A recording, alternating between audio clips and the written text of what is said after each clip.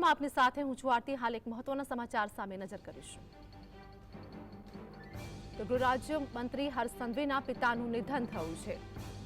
મહત્વના સમાચાર વાત કરીએ કે ગૃહ રાજ્ય મંત્રી હર્ષ સંઘવીના પિતાનું નિધન। હર્ષ સંઘવીના પિતા રમેશચંદ્ર હર્ષ સંઘવીનું જે પ્રમાણે કહી શકાય કે તેમના પિતાનું નિધન થયું છે। રમેશચંદ્ર સંઘવી લાંબા સમયથી બીમાર હતા, ત્યારે હવે તેમનું નિધન થયું છે।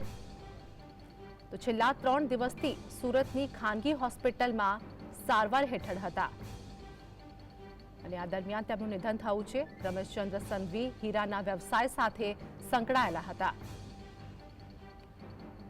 તો ગૃહ રાજ્યમંત્રી હર્ષ સંઘવીના પિતાનું નિધન થયું છે। સંવાદદાતા સાહિસ અમારી સાથે જોડાઈ ગયા છે। હર્ષ સંઘવીના પિતા રમેશચંદ્ર સંઘવીનું નિધન થયું છે।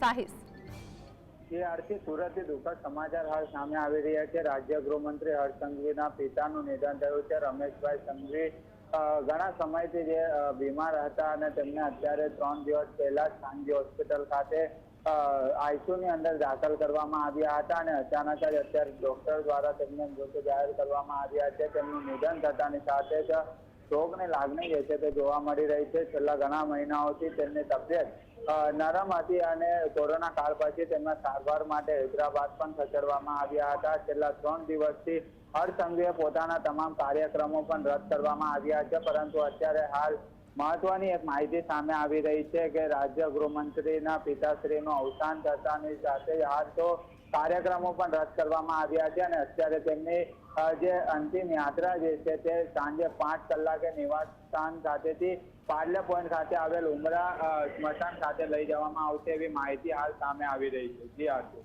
આભાર સાહિસ જોડાવા બદલ।